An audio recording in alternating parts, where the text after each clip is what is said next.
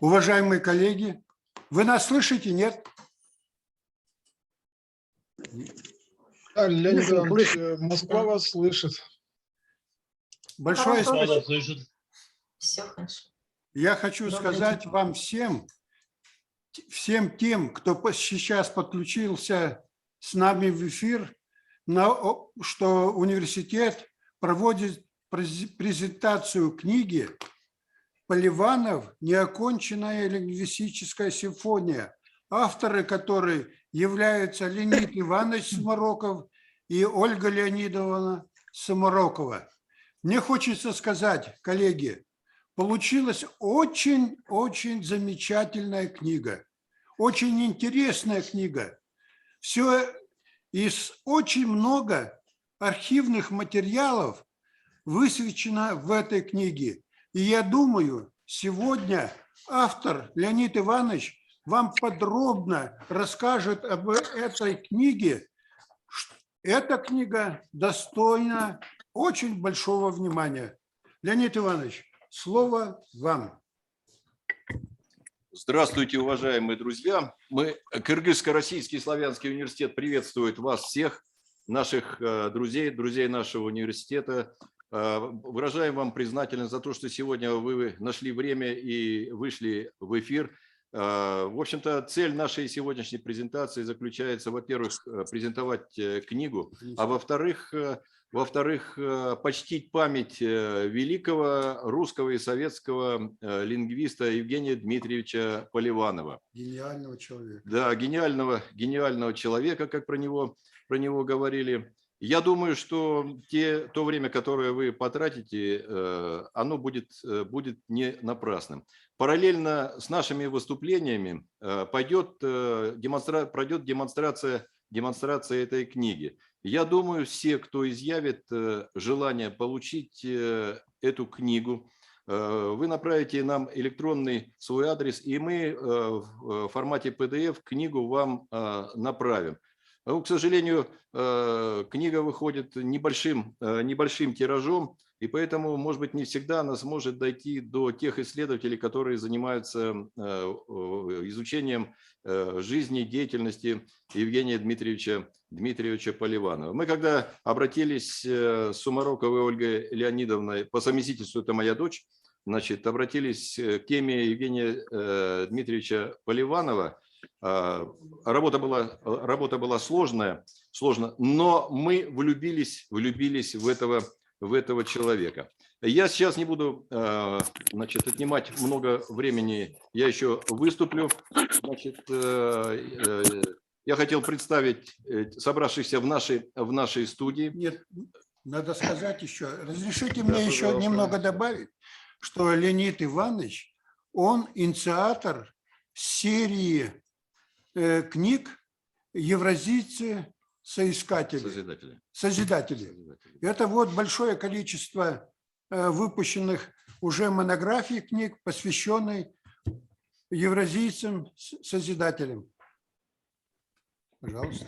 У нас сегодня в нашей аудитории присутствует, соответственно, ректор Кыргызско-Российского славянского университета имени первого президента Российской Федерации Бориса Николаевича Ельцина, академик Нефади Владимир Иванович, проректор по учебной работе Салат Фаргатович Усманов, член-корреспондент Академии наук, доктор технических наук, профессор, ну и хороший человек. Здесь же присутствует, самая интересная тема вызвала этот интерес, присутствует декан медицинского факультета, профессор Анес Гургенович Зарифьян, и Милана Исааковна Лазариди, доктор филологических наук, которая занимается и влюблена в тему русского языка. Поэтому, с вашего разрешения, корреспондент газеты, я прошу извинения, российской газеты Любовь Викторовна Борисенко, наш нештатный корреспондент нашего университета. Мы переходим к обсуждению содержания книги. Просьба включить демонстрацию книги. И запись сделаем, да? Я предоставляю слово соавтору книги, Поливанов, неоконченная лингвистическая история, Сумароковой Ольге Леонидовне, доктору исторических наук, заместителю директора Института русского языка Кыргызско-Российского славянского университета. Она будет выступать в онлайн-режиме, но вы все ее увидите. Ольга Леонидовна, вы готовы?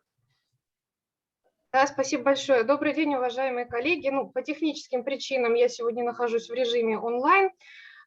Всех приветствую и с гордостью сегодня держу в руках 4-ю нашу книгу в серии «Евразийцы-созидатели», документально-биографическую монографию Евгений Дмитриевич Поливанов «Неоконченная лингвистическая симфония». Как уже сказал Владимир Иванович, книга входит в серию «Евразийцы-созидатели». Она представлена 4 книгами, 4 монографиями. Это Чингиз Айтматов «Человек Вселенная», «Евразийские хроники» Николая Михайловича Проживальского, Николая Михайловича Проживальского и Константин Кузьмич Юдахин «Объединяют Центральную Азию словом». Обложки этих книг представлены сегодня на стендах в аудитории, в зале. И могу сказать, что на сегодняшний день это, наверное, самая последняя работа, самая сложная, потому как из всех 4, потому как объектом исследования стал действительно гений, уникум, о котором написано и сказано уже очень много. И приступая к работе, мы понимали, что нужна новая концепция, новый ракурс, который позволил бы нам выйти за рамки стереотипов, которые сложились о Поливанове, и так провести историческую реконструкцию его жизни, чтобы не только осветить все стороны его профессиональной деятельности, а это фактически объять необъятное, но и познакомить читателей с малоизвестным Поливановым. Это общественным и политическим деятелем, литературоведом, замечательным поэтом и, конечно же, человеком честным, бескомпромиссным, особенно когда это касалось вопросов науки, феноменально работоспособном человеке и человеке, мыслившем на десятилетия вперед, поэтому, наверное, по этой причине оказывавшимся зачастую непонятым своими современниками. Когда родилась концепция этой книги, наметились ее структурные какие-то контуры, мы столкнулись с главной проблемой – это нехваткой фактуры. К сожалению, архивы и библиотеки Кыргызстана хранят лишь 10-ю часть того, что так или иначе связано с именем Евгения Дмитриевича Поливанова. Много работ Поливанова в Кыргызстане утеряно, поэтому помочь восстановить картину и перепроверить некоторые вызывавшие у нас сомнения факты нам могли позволить только российские архивы. Но тот факт, что нам удалось в них попасть, конечно, это было настоящим чудом. Во-первых, работа над этой монографией велась во время пандемии, а это ограничения и запреты. Во-вторых, несмотря на тенденцию к формированию единого научно-технического пространства СНГ, многие архивы для ученых из братских республик остаются, к сожалению, такой хорошо укрепленной крепостью, взять которую действительно очень сложно. Поэтому в какой-то момент нам вообще показалось, что реализовать задуманное в той степени, в которой мы это все задумали, было фактически не удастся. Но не все архивы, конечно, удалось нам покорить, но большинство архивов все-таки большинство архивов мы попали в те архивы, которые мы планировали. И в общей сложности нам удалось отобрать и приобрести 64 архивных документа, которые, собственно говоря, легли в основу этой монографии. Они были представлены нам 10 архивами города Санкт-Петербурга, Москвы, Смоленска и города Бишкека. К самым ценным документам можно отнести запись о рождении Евгения Дмитриевича Поливанова в метрической книге Илинской церкви города Смоленска, личное дело студента Поливанова, хранящееся в Центральном государственном историческом архиве города Санкт-Петербурга. Это дело я получила на руки за 10 часов уже до вылета из Санкт-Петербурга, то есть практически в последний момент. А также рукописи Поливанова по дунгановедению, которые хранятся в рукописном фонде Института языка и литературы имени Чингиза Айтматова Национальной академии наук Киргизской республики. Подарком судьбы стала возможность поработать в Российской национальной библиотеке города Санкт-Петербурга, где хранятся все сохранившиеся, я извиняюсь за тавтологию, после расстрела Поливанова его опубликованные труды. Всем известно, что многие его работы были уничтожены. Типографские наборы в 30-е годы 20-го столетия были рассыпаны, и о многих работах Поливанова мы узнаем из его планов и отчетов. Кроме того, нам удалось подержать в руках первую русскую книжку для нерусских школ МАК, азбуку, над которой Поливанов трудился в начале 20-х годов 20-го столетия, когда попал в Ташкент и работал в Среднеазиатском государственном университете, первом университете в нашем регионе. Обложка этой азбуки сейчас красуется на обложке нашей монографии. Ее как будто вот держит в руках молодой Поливанов, студент историко-филологического факультета Петербургского университета. Кроме того, в Российской национальной библиотеке мы познакомились с первыми статьями Поливанова по тюркологии, опубликованными в бюллетене Первого Среднеазиатского государственного университета. Еще мы обнаружили рассказы Екатерины Яковлевны Поливановой, мамы Евгения Дмитриевича, журналистки, публициста и переводчика. В общей сложности нами были сделаны копии около 25 работ Поливанова, в том числе статей, и эти копии представлены в нашей монографии в виде фотографий. Сделали мы это с той лишь целью, чтобы дать возможным ученым из Кыргызстана познакомиться с ними и, возможно, вести их в научный оборот, потому что для тюркологов, конечно, это бесценные вещи. И вот благодаря всем этим находкам нам удалось сделать немало открытий из жизни Поливанова. К примеру, мы могли бы сегодня и не вспоминать выдающегося лингвиста Поливанова, потому что поступал он, на самом деле, не на историко-филологический, а на юридический факультет Петербургского университета и перевелся на историко-филологический позже. Также в книге установлен период, когда Поливанов потерял руку. До сих пор это были только догадки, обросшие мифами, которые сам же Поливанов сочинял о себе.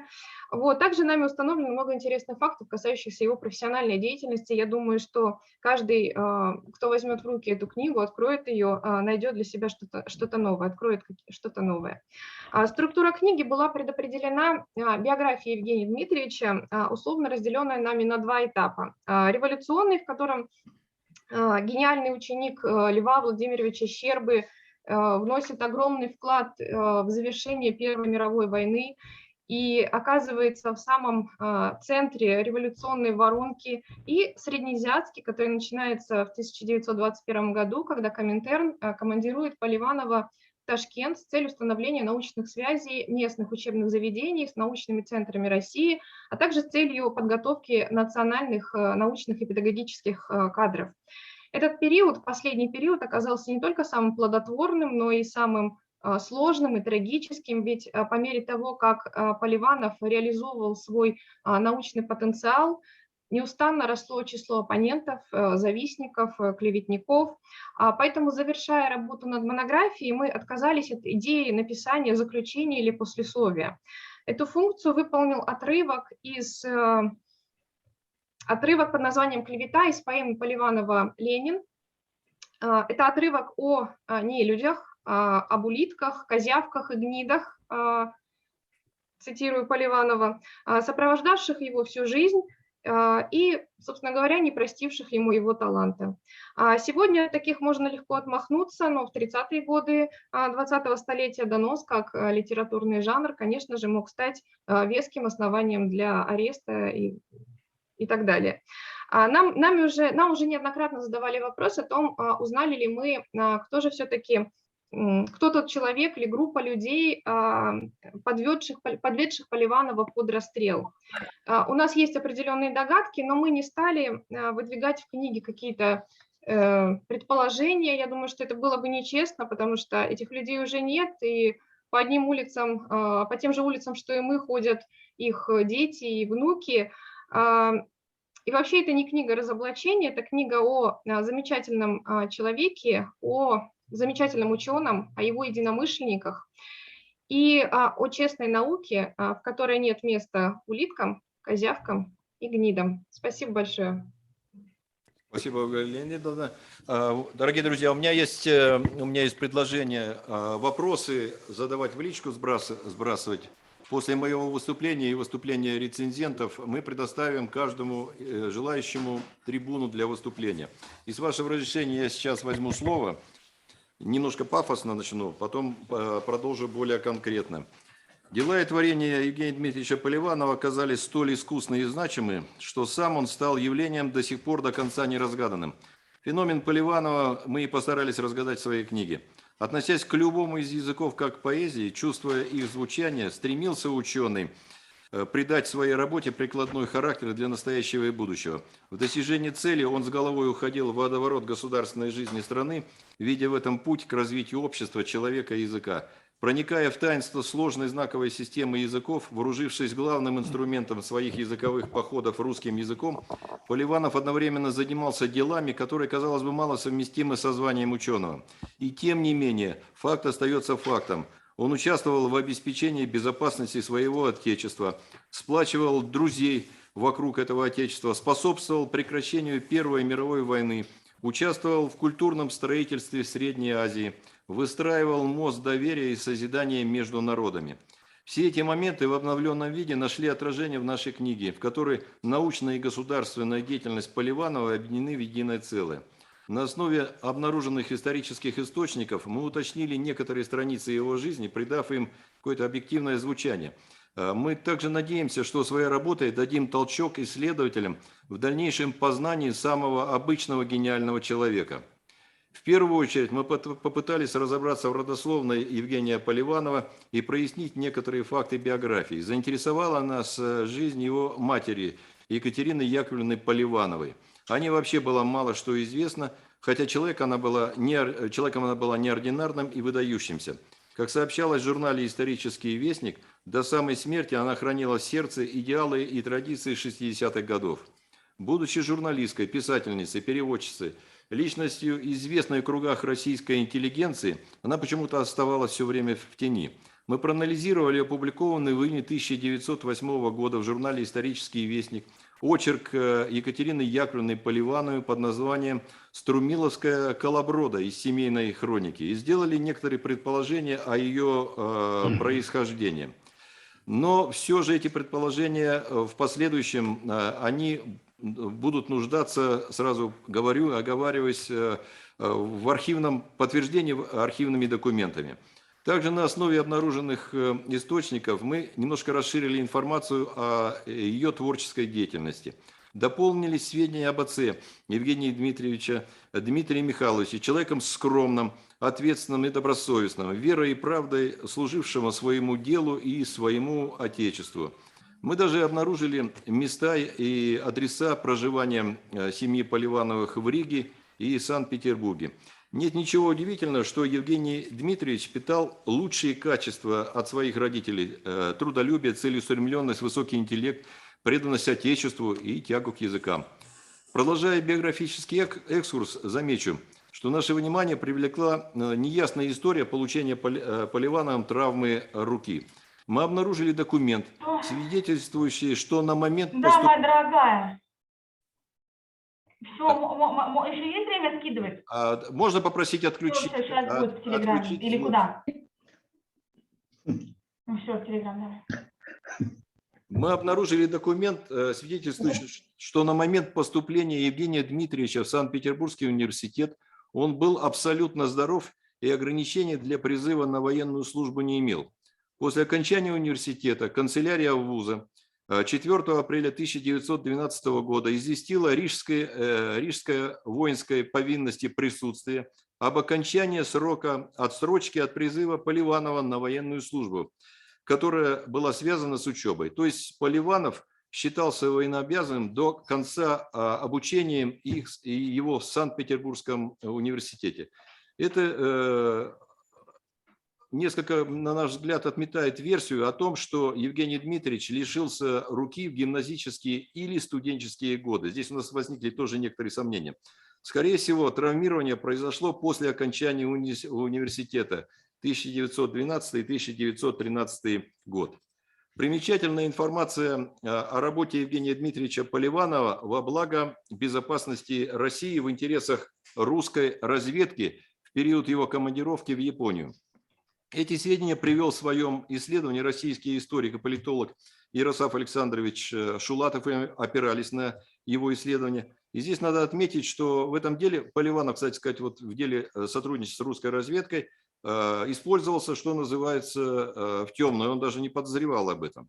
И статьи академика Владимира Михайловича Алпатова из следственного дела Евгения Ильича Поливанова мы узнали о контакте Поливанова с генералом Павлом Федоровичем Рябиковым, служившим в разведуправлении Генерального штаба русской армии.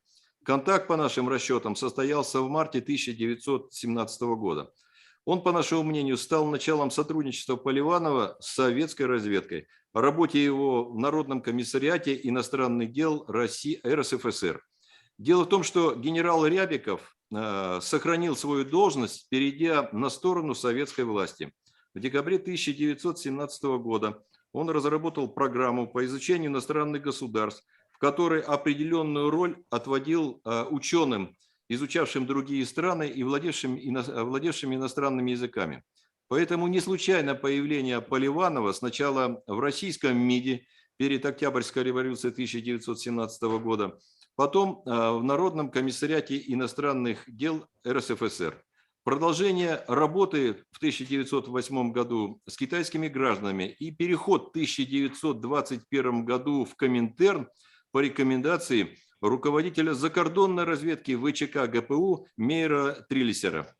Всем, кто посвящен в историю работы Поливанова в Народном комиссариате иностранных дел 1917-1918 год, а он был уполномоченным Народного комиссариата иностранных дел, то есть заместителем Троцкого, значит, известно о его конфликте с народным комиссаром, как раз-таки Троцким. Версия якобы о имевшем месте пьянстве уполномоченного НКИД Евгения Дмитриевича Поливанова, послужившим якобы поводом для увольнения его из ведомства, который, кстати сказать, идею эту подбросил сам Троцкий, меркнет в сравнении с тем, что Поливанов мог иметь отношение к критике Льва Давыдовича в прессе, в частности, в газете «Новая жизнь» в первые дни своей работы в Народном комиссариате иностранных дел. Виновником сообщений в прессе, порочащей честь и достоинство Балалайкина, помните, так Ленин его называл, Льва Давыдовича Троцкого, появилась в ноябре 1917 года, и, по нашему мнению, автором ее мог быть Евгений Дмитриевич Поливанов, постоянный автор указанного издания и должностное лицо, имевшее доступ к документам Народного комиссариата иностранных дел. Мы как раз и ведем разговор о документах, как вы знаете, о договорах царской России с другими государствами, которые было принято решение перевести и опубликовать в прессе. Значит, вот там в прессе он как раз открыто высказывал мнение о порядке придания гласности секретных договоров и несогласия с бессистемностью этого процесса, который проводилось в Народном комиссариате иностранных дел. Накануне издания первых договоров Поливанов рассказал корреспонденту газеты «Новая жизнь» подробности первых дней работы НКИД и процесса поиска, расшифровки и систематизации документов. В своем интервью он упомянул обстоятельства первого визита Троцкого в МИД, когда бывшие сотрудники внешнеполитического ведомства позволили себе нелестные выкрики в сторону наркома: «Бронштейн не Троцкий, нам фальшивых паспортов не надо». Такие вот были выкрики. Он также сообщил, что первоначально никто из его бывших коллег, а он работал, как вы помните, в МИД России перед Октябрьской революцией, не думал отказываться от передачи власти. Версия Троцкого заключалась в том, что МИД России, сотрудники МИД России полностью саботировали его приезд и отказались передавать дела и переходить на сторону советской власти. Не думали отказываться от передачи власти, а заведующий правым департаментом Добровольский поставил на вид, что ключи от шкафов передаются Троцкому добровольно, отнюдь не под угрозой. Лишь на следующий день собрание Союза служащих российского МИДа вынесло постановление о бойкоте новой власти. Сотрудники, изъявившие первоначально готовность возобновить работу, заявили, что теперь из товарищеской солидарности этого сделать не могут. Явно Льву Давыдовичу данная информация в прессе, тем более она была не единичная, не понравилась. Примечательно, что, покинув стены Народного комиссариата иностранных дел, Поливанов продолжит свою работу с китайскими гражданами в целях привлечения их на сторону революции. Эта важнейшая государственная задача проводилась под руководством того же наркомата иностранных дел. Судя по отзывам китайцев, делал эту работу Поливанов хорошо. В феврале 1919 года Поливанов возглавил восточный отдел Центрального информационного бюро при Петроградской трудовой коммуне, где продолжил работу с китайскими гражданами, одновременно занимаясь информационно-аналитической работой. Она что-то была сродни той работы, которую он проводил, непосредственно находясь в командировке в Японии в годы Первой мировой войны. Мы обнаружили документ, гласящий о том, что Поливанов в июле месяце 1919 года направляется в Старую Руссу для получения информационного материала по вопросам эстонской прессы и получения газет. В удостоверении Центрального информационного бюро высказывалась просьба ко всем советским учреждениям оказывать командированному помощь при выполнении им заданий, предоставить право проезда в делегатских служебных вагонах и получения железнодорожного билета вне очереди. Это говорило о важности миссии командированного Евгения Дмитриевича Поливанова. Сразу после командировки Поливанова в Старую Руссу в военном совете Петроградского укрепрайона появился документ под названием «Разведывательная сводка о положении в Эстонии и на Нарвском фронте» и сведения, полученные из финских белогвардейских газет, 1919 год.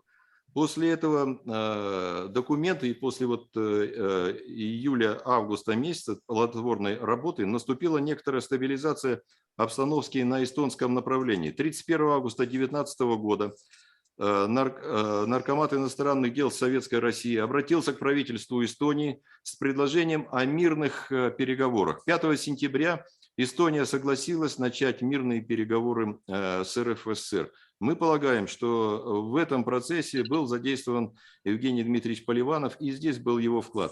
1919 год для Петрограда оказался сложным периодом. Наступление на город армии генерала Евгеньевича заставило руководство РСФСР и Петроградской трудовой коммуны изыскать способы остановить врага и сорвать его планы по захвату города.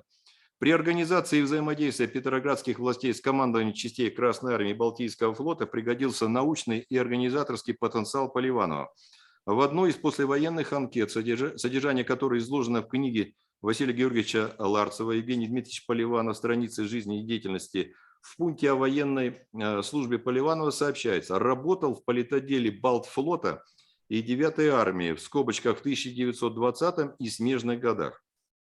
Факт работы Поливанова в годы гражданской войны в политотделе 9-й армии, входившей в состав Южного фронта, с 1 октября 1919 года Юго-Восточного фронта, а с 16 января 1920 года Кавказского фронта, у нас, откровенно говоря, вызвало сомнение. Что говорить о номере армии, если в той же анкете указан неверный год рождения Поливанова, 1892 год? Мало того, мы попытались получить анкету и в изложении в книге Ларцева. Мало того, мы попытались получить из Самаркандского областного архива копию анкеты этой, указав адрес хранения этой анкеты, указанный как раз в книге Василия Григорьевича.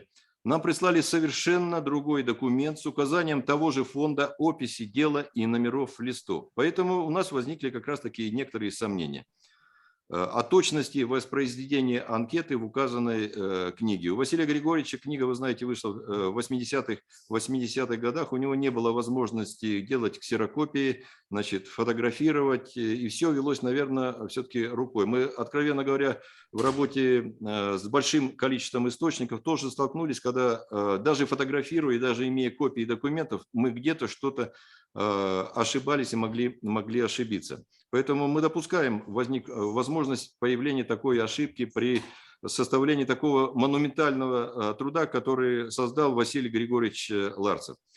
Вопрос возникает: был ли смысл Поливанову отправляться на Северный Кавказ в дни наступления белогвардейцев и интервентов на Петроград? Сам ученый указывал, что он был командирован в армию в дни наступления Евгеньевича на город. В феврале 1929 года в ходе так называемой поливановской дискуссии в Коммунистической академии он заявил, что в 1919 году стал вопрос об отправке его на Евгеньевский фронт. И для того, чтобы решить, можно ли меня отправлять туда, в Петрограде, то есть туда, в Петрограде производилась чистка, партийная чистка. Накануне как раз Поливанов вступил в партию. В обнаруженном авторе заявлении Поливанова о возможности обратного вступления в ВКПБ, поданном в октябре 1935 года в обком ВКПБ Киргизии, Евгений Дмитриевич также сообщал, что он прошел особую персональную чистку в 2019 году в связи с откомандированием меня в политсовет армии в момент наступления Евгеньевича на Петроград. Обращаю внимание, что в армии не было политсовета, был политсовет в Петроградском районе обороны. Нет сомнения, Поливанов участвовал в обороне Петрограда в период наступления на город армии Евгеньевича. В его отражении, как известно, участвовала 7-я армия, которая постановлением Реввоенсовета Республики от 22 ноября 2018 года в оперативном отношении, которые были в оперативном отношении подчинены Балтийский флот и крепость Кронштадт. Вопрос о 9-й армии у нас остался открытым. Я думаю, что эту историю нужно продолжить и изучить, и исследовать. Нельзя исключить, что лингвистические способности ученого были использованы политотделами 7-й армии и Балтийского флота в реализации комплекса пропагандистских мероприятий против морских и сухопутных сил противника. В их перечень входили воззвания к английским и французским морякам, эстонским солдатам и офицерам, белогвардейцам, финским трудящимся, которые передавались на различных языках по радио и распространялись листовками. Тут бы надо поработать с радиостанцией «Новая Голландия».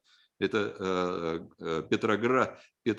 Она как раз-таки занималась вещанием против войск противника. Известный случай, когда команды английских кораблей отказывались участвовать в боевых действиях против Советской России в 1919 году и заменяли эстонскими моряками.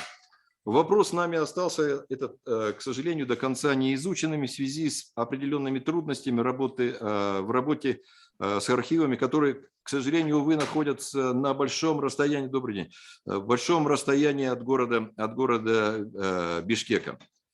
Мы обращаем внимание исследователей деятельности Поливанова на изучение его участия в первом опыте как раз-таки проведения спецпропагандистских мероприятий против войск противника, к которым привлекались лица, владевшие иностранными языками. Евгений Дмитриевич Поливанов, владевший языками и обладавшим уникальным голосом, ну, в общем-то, был создан для того, чтобы вещать радиостанции против войск противника. Я думаю, что советское командование использовало его в этих целях. Хотелось бы остановиться на важном творческом этапе жизни Евгения Дмитриевича, связанном с его пребыванием в Киргизии, в частности, работой над эпосом «Манас». Отметить этот факт необходимо, тем более, что 130-летие со дня рождения Поливанова в прошлом году совпало со 165-летием открытия эпоса Чоканом Валихановым.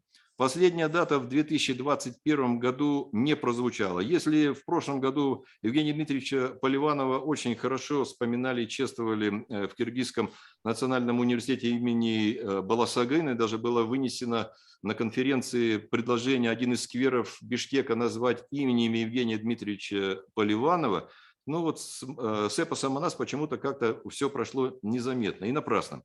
Сам Поливанов считал жизненно необходимым сделать качественный перевод эпоса на русский язык и полностью отдавался этой проблеме.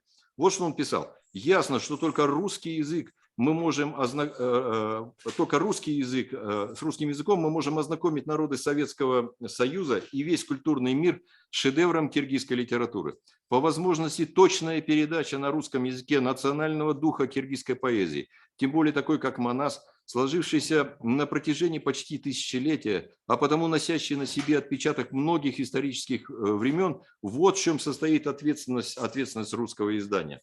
Одна из глав нашей книги называется «Дело Манаса». В ней представлена история работы над эпосом в 1935-1937 годах.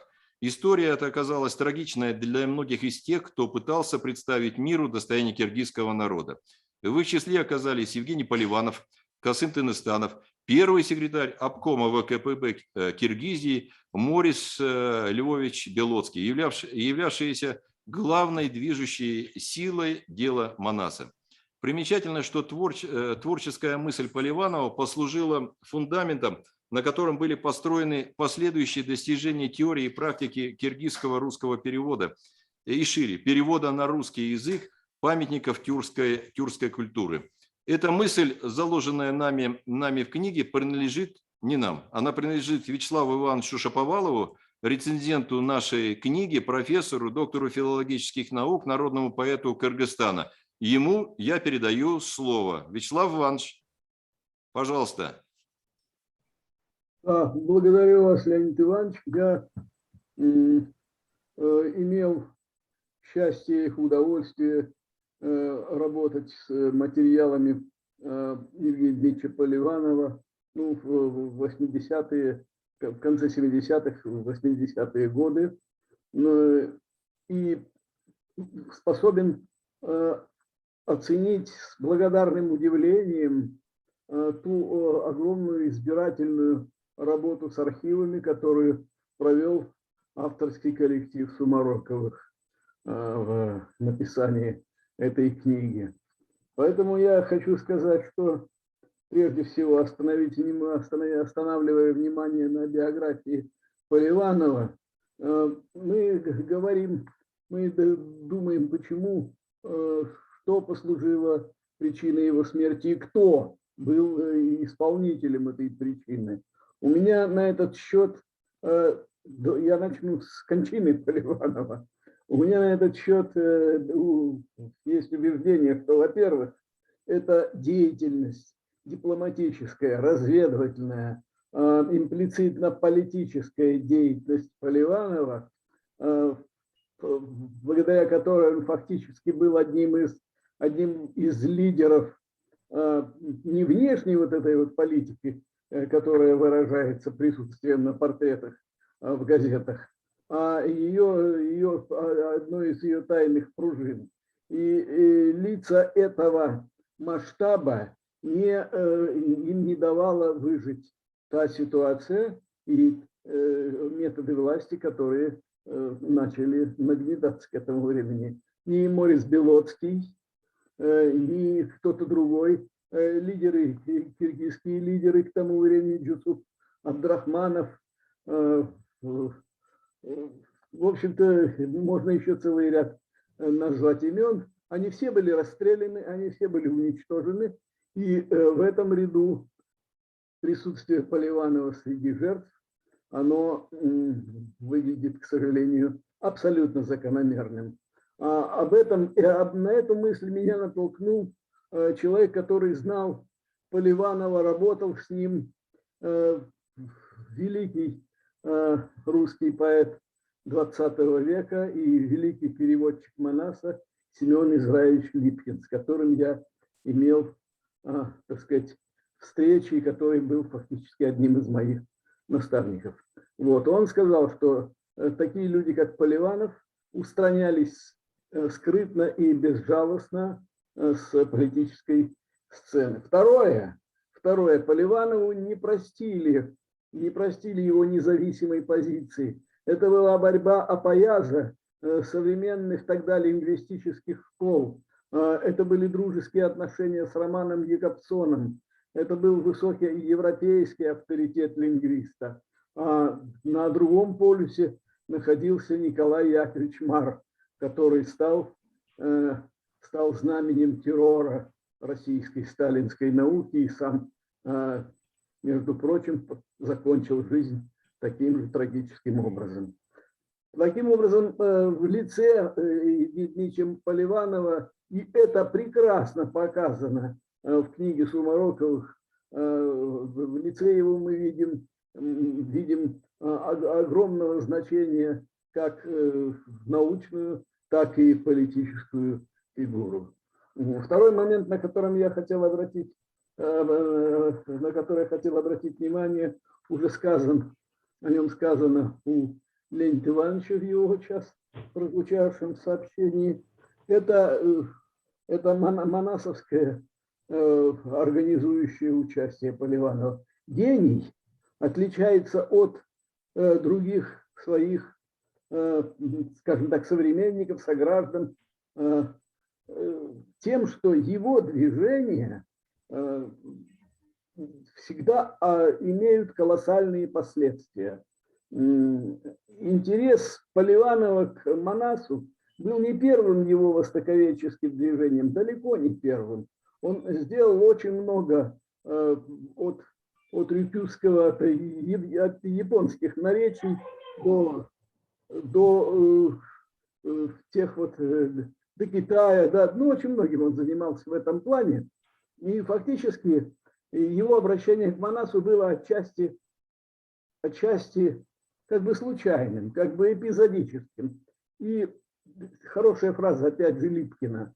Переводы Поливанова из Манаса были для нас абсолютно неприемлемы, потому что это была поэтика Евгения Онегина. Это был 400-й ям.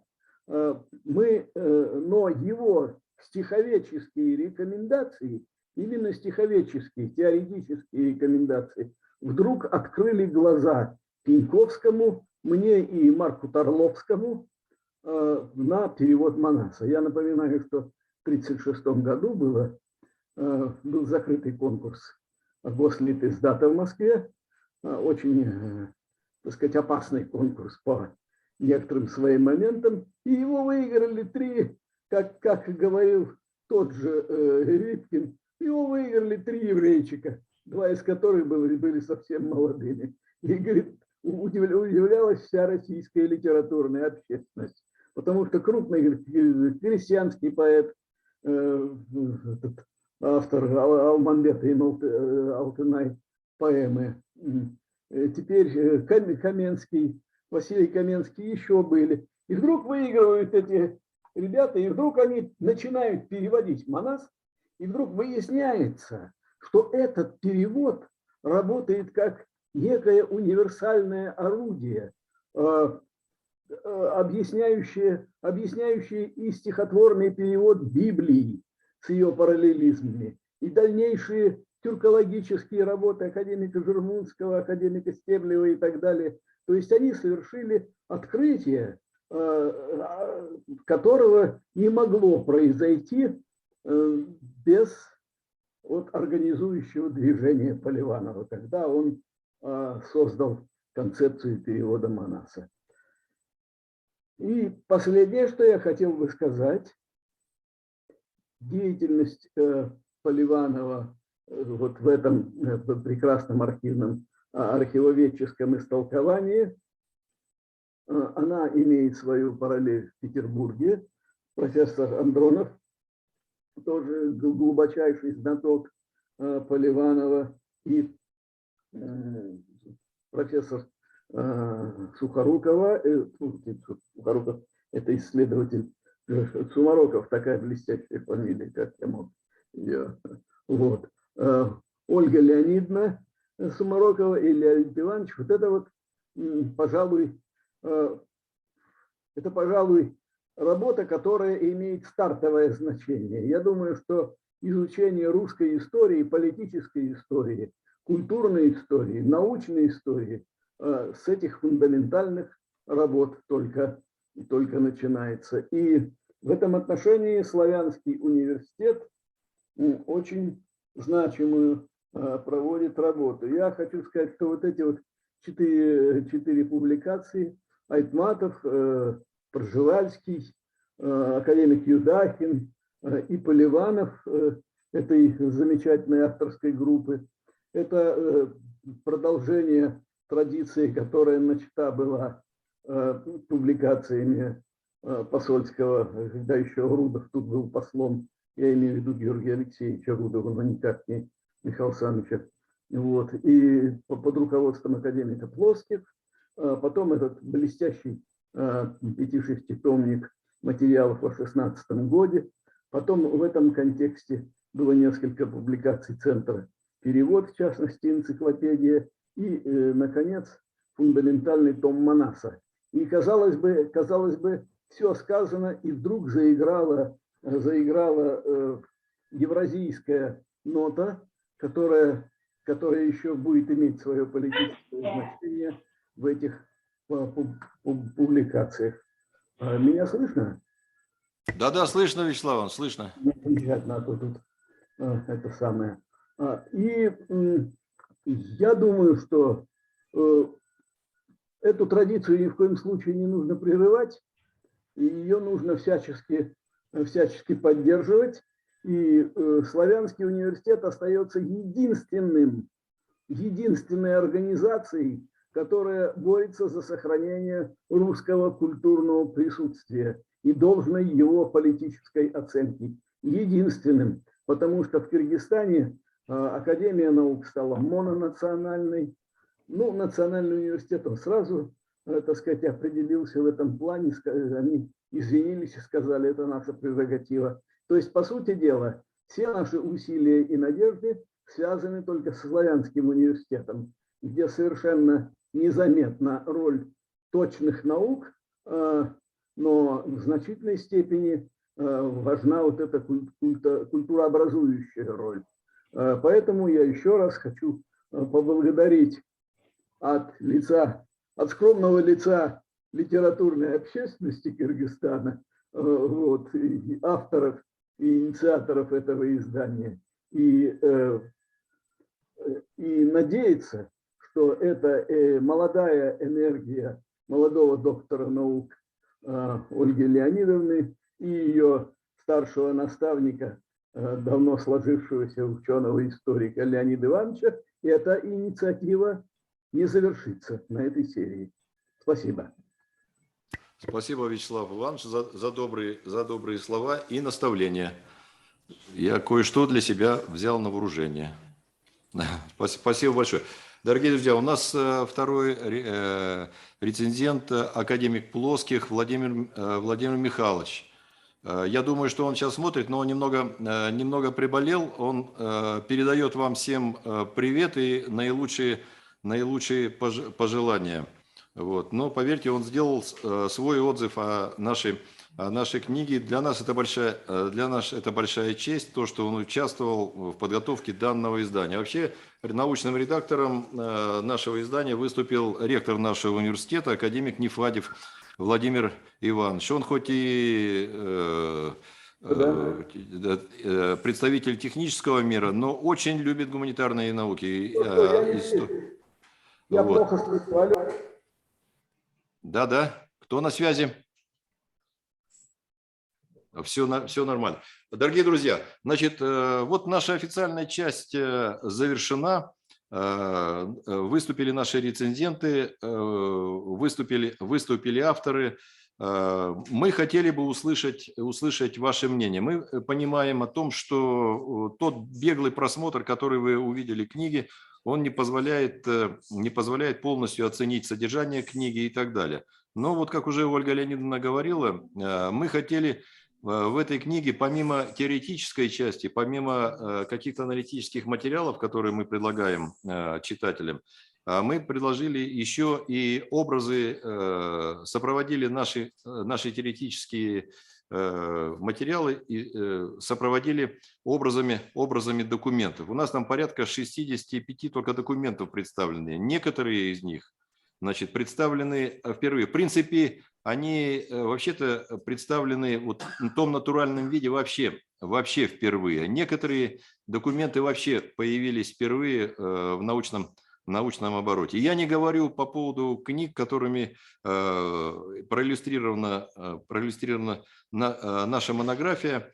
Значит, она просто интересна. Все эти книги мы пощупали, потрогали руками, мы знаем их содержание, и мы их видели. Вот, например, на обложке нашей книги представлена книга МАК. Это первый учебник по русскому языку для как раз-таки нерусских народов. Она послужила началом, в общем-то, большого направления в русской филологии, как русский язык как иностранный. Поэтому говорят о том, что Поливанов не имел отношения к русскому языку. Увы, он имел прямое отношение к русскому языку. Именно с русским языком он как раз-таки внедрялся в понимание японского языка, узбекского, каракалпакского, дунганского языка, киргизского языка. В этом ему помогал русский язык. Дорогие друзья, мы хотели бы услышать ваше мнение, ваши пожелания, вашу точку зрения. И ждем вот ваши предложения. Леонид Иванович, вы меня слышите? Да. Замира Касымбековна Дербишева. Очень приятно, Замира Касымбековна. Добрый день.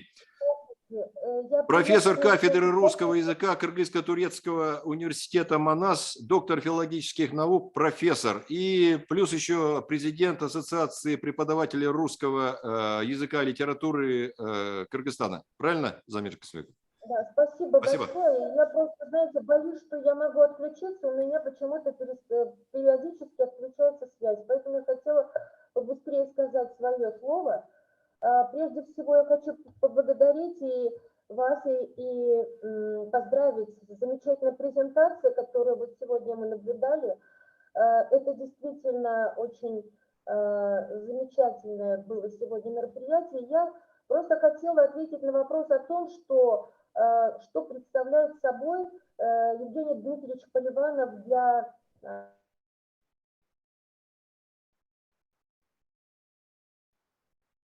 Пропали. Замира Касымбековна, слышите нас?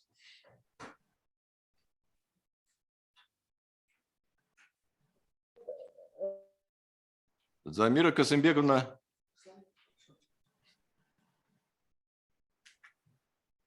Неполадки на линии.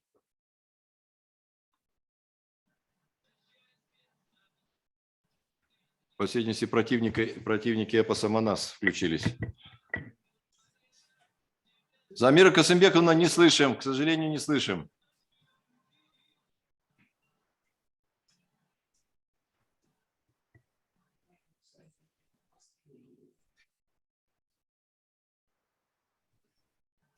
Замира Касымбековна, вы слышите нас? Не слышим, пропала что-то связь. Видим, но не слышим. Да, лучше, конечно, слышать. Да. Спасибо. Замира Касымбековна помахала нам рукой, сказала, ну, я думаю, что она подключится, если связь будет, я думаю, что она выступит. Друзья, пожалуйста, кто еще желает выступить?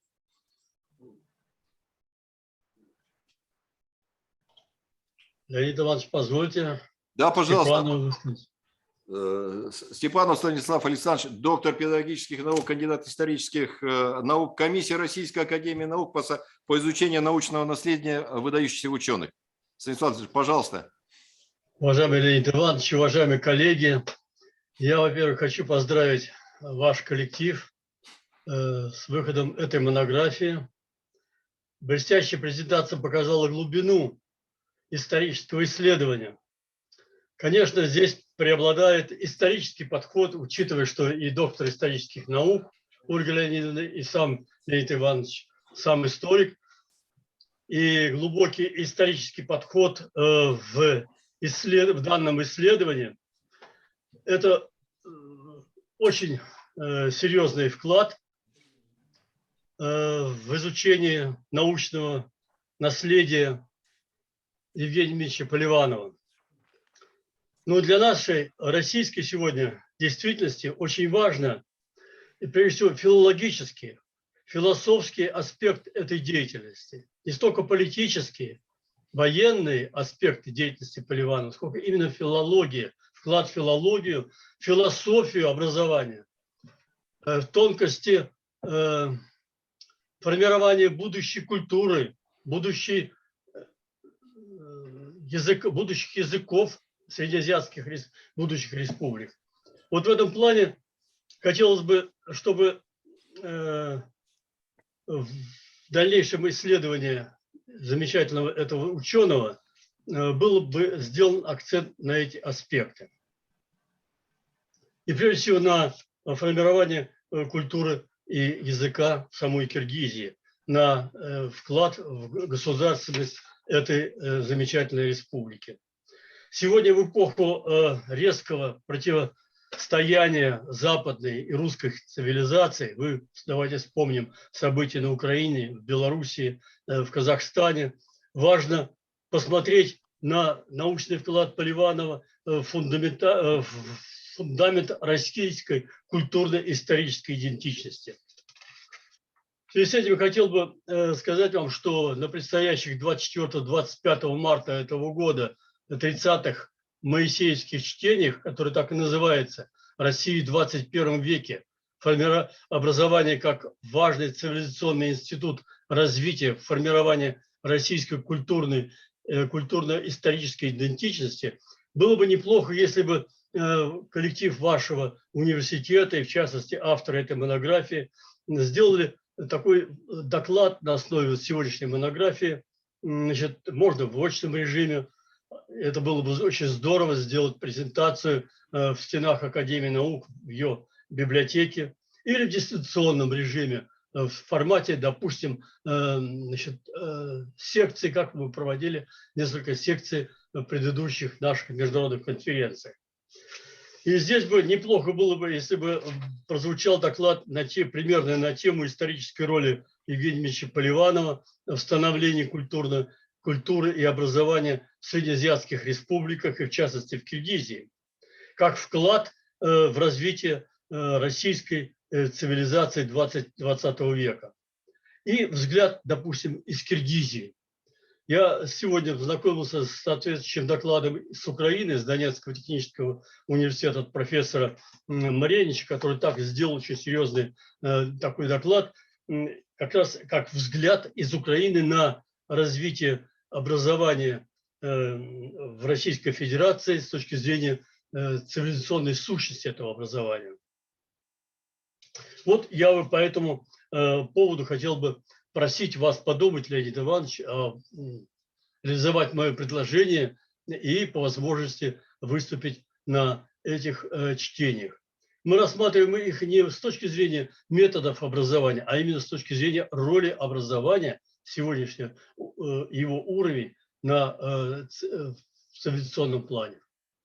Еще раз благодарю вас, Леонид Иванович и Ольга Леонидовна, за замечательную монографию. Я познакомился с вашими предыдущими работами и относительно Пржевальского, Чингиза Айтматова, Юдахина.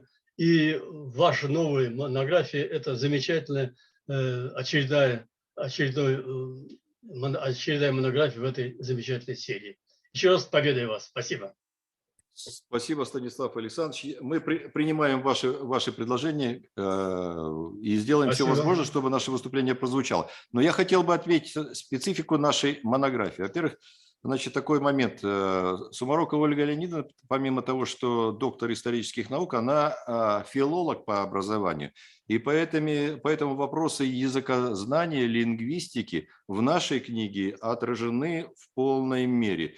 И это вопросы, связанные с русским языком, преподавание русского языка непосредственно среди народов Средней Азии. Это проблемы японского языка, проблемы китайского языка. И большой пласт связанный непосредственно с дунганским языком. И филологи найдут для себя материалы. Мы просто не стали отвлекаться, мы просто какие-то жизненные моменты отметили у Евгения Дмитриевича Поливана, но половина монографии посвящена проблемам языкознания. Леонид Иванович, я это понял по содержанию книги, но в презентации был больше исторический уклон. Поэтому я и сказал, что будет хорошо, если ваш доклад будет представлен с акцентом на филологический аспект. Да, согласен. С этим пожеланием, да. Так что я не умаляю вашей роли в этом плане по содержанию. Спасибо большое. Спасибо, Станислав Александрович. Пожалуйста, друзья, кто желает еще выступить? Леонид Иванович, Титову Валерию Борисовичу. Очень приятно, Валерий Борисович. Пожалуйста, Валерий Борисович. Да. Ну, во-первых, я представлюсь. Я профессор кафедры Государственного муниципального управления национальной безопасности, факультета права и национальной безопасности Российской академии народного хозяйства и государственной службы. Вот. Мне хочется поздравить Леонида Ивановича и Ольгу Леонидовну с очередным творческим успехом, подчеркнуть его важность и еще раз обратить внимание на то, что в изучении нашей Азии здесь есть некие родовые признаки. Вот есть теперь семья Сумароковых, значит, перед ними была семья Рерихов. Ну, я думаю, что можно перечень семей продолжить, но вы однозначно вошли в эту замечательную когорту. Теперь более конкретно по работе, которую вы сделали. Мы сегодня много говорим о языках. Я имею в виду в аспекте культурно-лингвистической экспансии, вообще культурологические проблемы, языковые проблемы затрагиваем. И они напрямую связаны с национальной безопасностью. В чем это выражается? Мы провели ряд экспериментов психофизиологических, где однозначно с использованием совершенно объективных и естественно-научных методов показали воздействие звуков, языков на функционирование, на деятельность, на адаптационные возможности функциональных систем.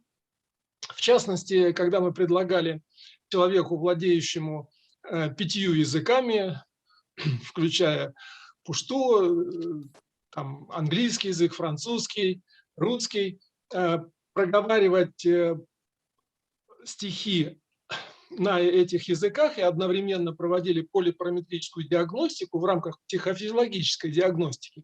То есть это совершенно объективное измерение параметров адаптационных возможностей человека по 40 показателям.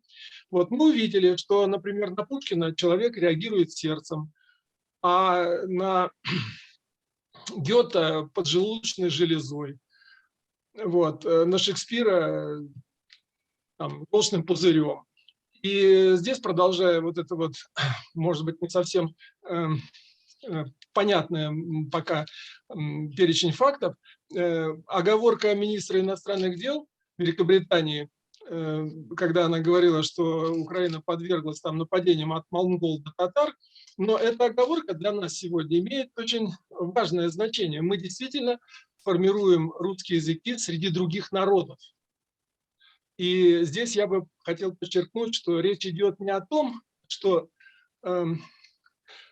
мы, то есть человек одной национальности, ну или, скажем, с одной идентичностью приходит к людям с другой идентичностью и навязывает им на нашем евразийском пространстве, мы живем в среде друг друга. Мы формируем общую культуру, мы формируем общий язык. Ну и возвращаясь к эксперименту, мы формируем единое тело, то есть я возвращаюсь опять же с того, с чего начал, то, чем мы занимаемся, это называется космизм. Русский космизм Циолковского, Чижевского, Вавилова. То есть эти великие имена, они живут внутри нас, и мы вот сегодня, когда заслушивали, Леонид Иванович, ваш доклад, мы ведь тоже колебались вот в эти вот последние 150 лет. Вероятно, этот переломный этап мы можем охарактеризовать как тот плавильный котел, очередной плавильный котел, в котором варится культура новой эпохи, то есть новой эры. Вот. Спасибо вам большое за выполненный труд. Если у вас будет желание поработать вот, с таким тонким изучением лингвистических проблем в Киргизии, мы оборудование предоставим. Спасибо вам большое. Да, и что, собственно, я представился как профессор, я, вот как и предыдущий докладчик, доктор педагогических наук, вот, но до 40 лет был космическим инженером, то есть у меня космическое образование, и я кандидат технических наук. Поэтому вот я в таком диапазоне, собственно, и работаю. Спасибо вам большое. Спасибо, Валерий Иванович, за интересное выступление. Прислушаемся. У нас вот медики, они очень заинтересовались.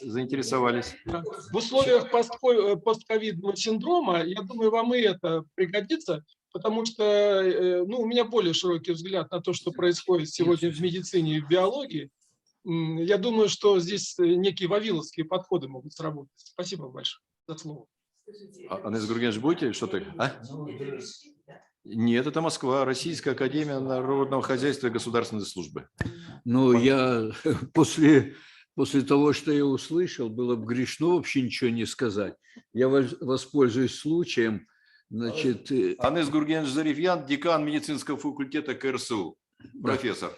Вы знаете, я пришел сюда совершенно целенаправленно, не просто, так сказать, как коллега к коллеге, потому что меня, конечно, сфера языковая, сфера вообще литературы интересует, не только с медицинской точки зрения, вот, но пользуясь случаем, я, конечно, вас тоже, Леонид Иванович, с вашей дочерью поздравляю.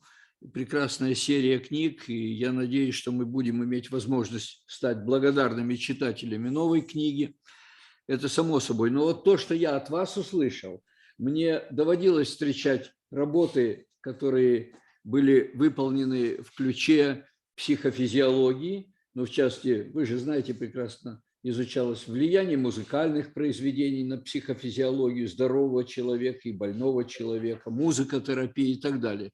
Но то, что я услышал сегодня, что вы исследовали, значит, как влияет чтение различных поэтических произведений на функции организма в целом и отдельных его органов и систем, ну, слушайте, это заслуживает внимания. И вот пусть меня поддержит Леонид Иванович, я только сегодня как раз на имени Фадьева составлял такую заявку, чтобы вот в лаборатории, которую мы хотим создать, чтобы мы купили мощный полиграф. Именно с целью исследования, ну, нас интересуют немножко другие вопросы, они касались вопросов адаптации. Вообще для Кыргызстана это такая классическая тема, это проблемы адаптации человека и животных к условиям горной местности, к нашему своеобразному климату. У нас есть еще одна сторона, это адаптация студентов к условиям вузовского обучения, это можно дальше развить и перенести, экстраполировать на любые другие вузы, но мы могли бы и в этом ключе теперь поработать. Вот то, о чем вы говорите.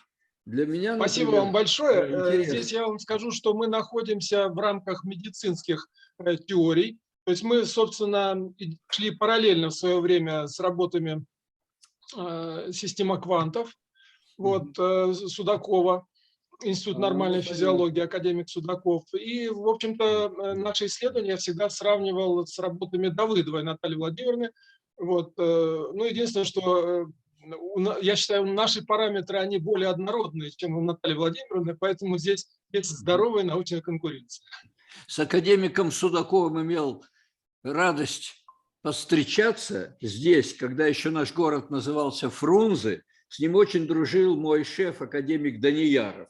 И так вот в порядке разрядки скажу, что он его сюда пригласил, а самого Данияра в это время он был, по-моему, член Верховного суда Советского Союза. Его туда вызвали. Он говорит, вот я на тебя оставляю Судакова, делай, что хочешь. И я убедился, Судаков действительно академик. Только академик мог, выехав вместе с нами за город, на, так сказать, природу, весна была, ручеек течет, травка уже зеленеет, а солнышко у нас всегда блестит, обнаружив, что мы, молодые дурачки, забыли стаканы, найти выход из положения. Он сделал очень просто. Он взял большой наш кыргызский огурец, разрезал надвое, поперек, потом выдолбил 2 стакана, и наше общение прошло в великолепной дружеской обстановке.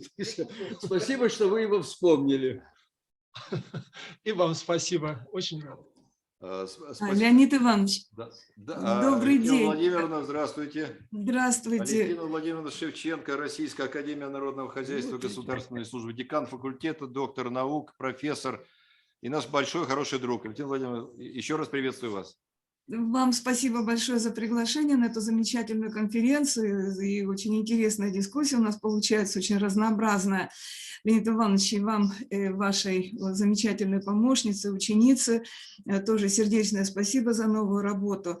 А мне она интересна как филологу. У меня первое образование филологическое, и я с большим удовольствием отмечаю, что для филологов, ну, те, которые учились в мой период, это были 70-е годы еще, ну, я думаю, что и в сегодняшней истории филологии, вряд ли вот период, который связан с деятельностью Поливанова, раскрыт достаточно подробно, глубоко, ну уж, конечно же, совсем не в том объеме, в котором восстанавливает этот период ваша замечательная книга. Спасибо большое. И мне, собственно, и как филологу это очень интересно, и как человеку, который тоже занимается вопросами информационно-психологической безопасности, влияние языков и влияние или, скажем, культурно-лингвистическая безопасность и присутствие языкового компонента в этом направлении. И труды Поливанова, я думаю, что их нужно будет перечитывать, не перечитывать, а мне, например, просто читать вновь и по возможности вводить, предлагать нашим аспирантам, потому чтобы они с этим знакомились, особенно вот в разрезе работы или подготовки диссертационных исследований по противодействию незаконной миграции, вообще, в принципе, по формированию нового миграционного ландшафта и по Евразии, и по Большой Евразии, если так пошире говорить. Ну, мы совершенно четко представляем себе то, что сегодня борьба за языковое пространство, оно столь же остро стоит, как борьба за геополитические интересы в целом. И по направлениям европейским, и по азиатским наблюдаем, что здесь ученым есть к чему прикладывать свои руки. И в части даже подготовки инструментария для того, чтобы работать с будущими, вернее, с теми, кто собирается переходить на, не переходить, неправильно сказала, осуществлять разные миграционные свои проекты, ну, в частности, учебник для иммигрантов, которые бы приезжали на территорию Российской Федерации, и русский для иностранцев. Что это такое? Вопросы фонологии как таковой, мы этим не занимаемся. Некий набор слов с непонятным произношением, с неподготовленностью к речевому и прочим аппаратам, которые обладают мигранты. Ведь недаром у Полианова было такое многообразие подходов, казалось бы, ну, как вот нам с позиции там европейцев кажется, что такое Азия, да, они все на одном языке говорят, да, у них там все это близко. На самом деле это не так.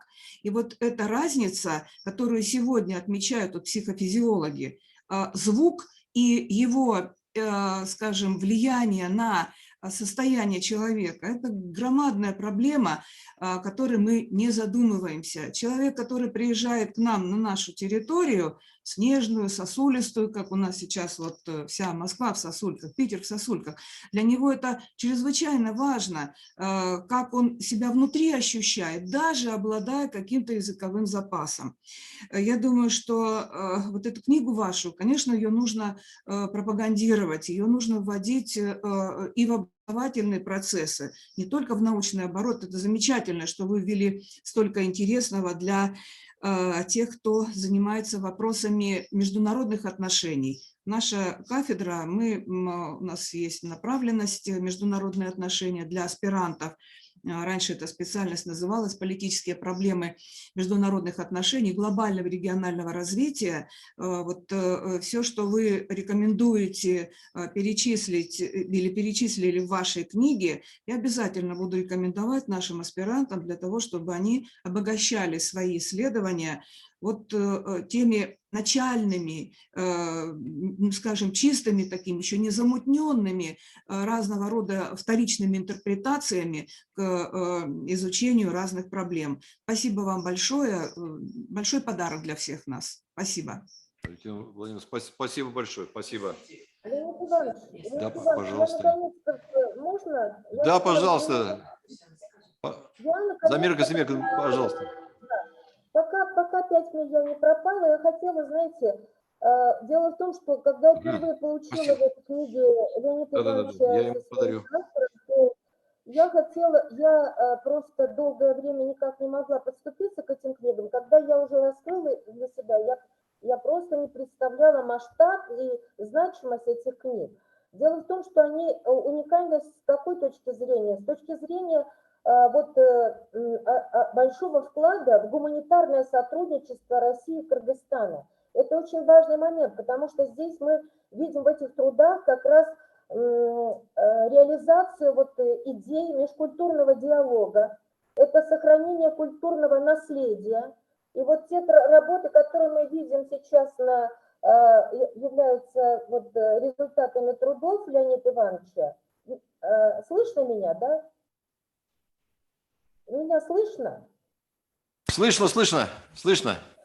Вот я бы хотела вот как раз остановиться на вот этих трудах Леонида Ивановича и Ольги Леонидовны, о Чингизе Айтматове, о Пржевальском, о Юдахине, о Поливанове, наконец.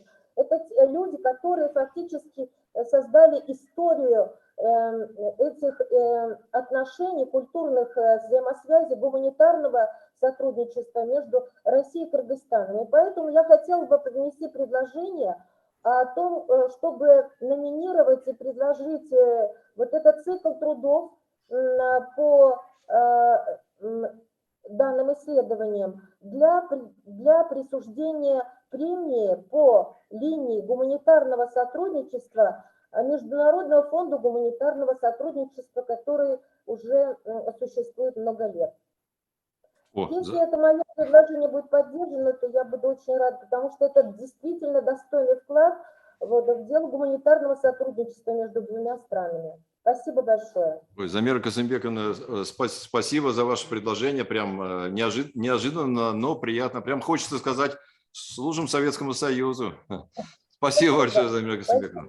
Я думаю, что все наши коллеги и участники сегодня это поддержат, это предложение.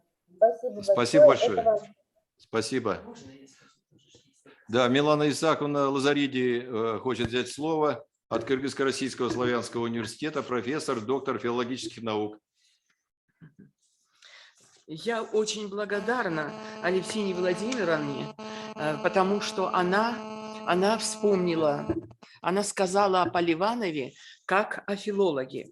Об этом я скажу, но начну с того, что очень благодарна тандему Сумароковых за эту книгу, за книгу о Поливанове Евгении Дмитриевиче, моем самом любимом ученом моем. Вот. И нужно сказать о том, что в свое время существовал такой факультет историко-филологический. Вот, по-моему, то, чем вы занимаетесь, вот это как раз то, чем жаль, что такого факультета нет. Потому что здесь история, да, и историки показали какие-то новые эти сведения я получила о Евгении Дмитриевиче, о том, о чем не подозревала, и как хорошо, что ученые с разных сторон подходят к деятельности этого гениального человека.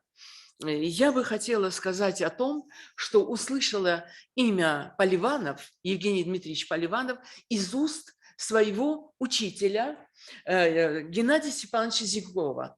Это было в 1966 году. Ну вот Вячеслав Иванович, наверное, это помнит. Вот. Тогда он нам рассказал о дискуссии с Николаем Яковлевичем Маром. Мы услышали имя и этого гениального человека. Вот. И узнали о том, что Евгений Дмитриевич – любимый ученик руководителя Московской лингвистической школы Филиппа Федоровича Фортунатова и Ивана Александровича Будуэна де Куртене. Вот, в общем-то, это казанская школа.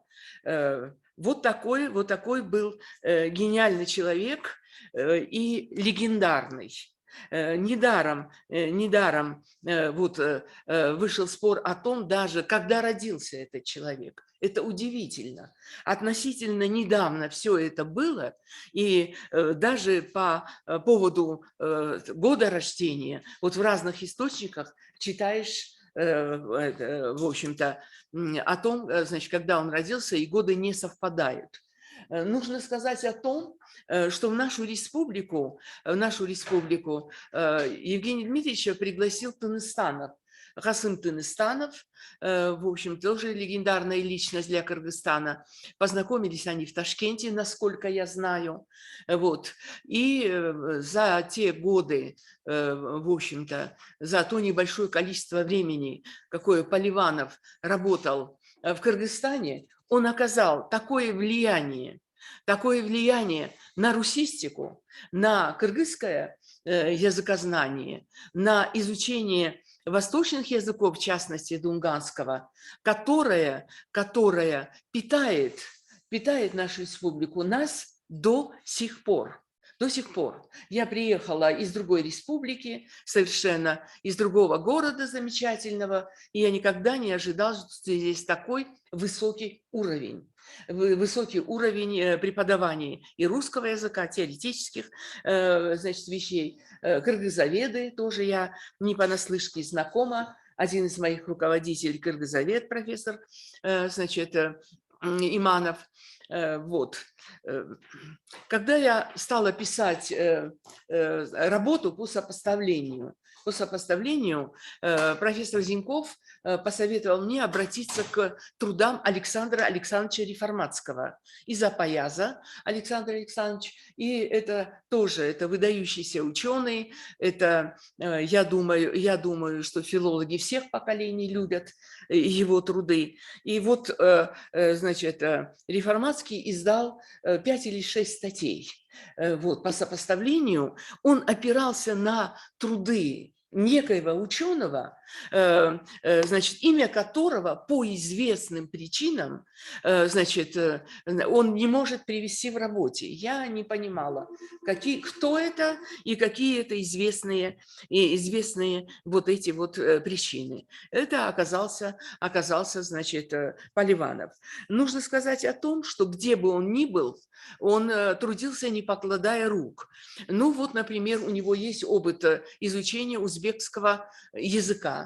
Это значит, он написал в Ташкенте. Здесь он многое сделал, опубликован план его работ. Я хочу сказать о том, что мы Евгения Дмитриевича вспоминали буквально с моей коллегой буквально вчера. И вот она мне задает вопрос, почему люди по-разному воспринимают, например, одно и то же слово. Пример у нас был такой, вот кукареку, да, петушок. Русский воспринимает те звуки, которые птица производит, как кукареку. А вы знаете, а грузины, как это звучит эхлихо. Представляете? Совершенно по-разному. У Поливанова, как человека, который не только владел, он сам указывает 18 языков, но до 60 языков он знал. Вот. То есть вот этот закон вот он сформулировал, понимаете, для него отдельный случай, вот мы воспримем отдельный случай, а у него закон. Этот закон называется закон фонологичности речевого слуха. Понимаете? И вот то, о чем говорила Алевтина Владимировна, я думаю, имеет к этому отношение. Вот о сопоставлении. Значит, у меня первая работа сопоставительная, конечно, она построена на трудах Евгения Дмитриевича Поливанова. То есть здесь его мысли. И для меня очень интересным показалось замечание, значит, профессора Шаповалова о том, что и в переводе стихотворческие рекомендации Поливанова сыграли такую большую роль. Понимаете, вот Семен Израильевич Липкин, значит, говорил об этом и использовал в своих трудах. И я думаю, что, конечно, филологи знали о его политической деятельности, знали об этом, но, конечно, меньше. Нас он интересует в первую очередь как языковед. Есть легендарные воспоминания о том, как он ехал в Дунганское село, по-моему, это был Ирдык, в Дунганское село, и когда он читал Гомера на древнегреческом языке. И нужно сказать о том, что по воспоминаниям профессора Розбаева, она была тогда совсем молодая, он шел по Дзержинке, он произносил значит, стихи из Манаса, и просто слезы катились по щекам. Он восторгался красотой. Красотой этого эпоса. Я думаю, наверное, это уникум. С одной стороны, древнегреческий язык, с другой стороны, кыргызский язык. Вот. В общем, для меня это, можно сказать, без преувеличения, большое счастье, что вот есть такое исследование, И можно будет дальше, думаю, сама написать тоже о Поливановне, пока не подступилась, материал собрала. Так что я думаю, если будет возможность, то я тоже это сделаю. Спасибо вам большое. Спасибо, Милана Спасибо. Исааковна. Спасибо. И я хотел бы выразить слова признательности Игорю Владимировичу Шкурлову, он из Смоленска. Он нам помог в том, что мы получили на руки выписку из метрической книги Илинской церкви, поэтому города Смоленска. Поэтому на сегодняшний день проблем с датой рождения Поливанова не существует. Он родился в 1891 году, документально зафиксировано. Хорошо, спасибо. Друзья, мы ждем ваших выступлений. Пожалуйста.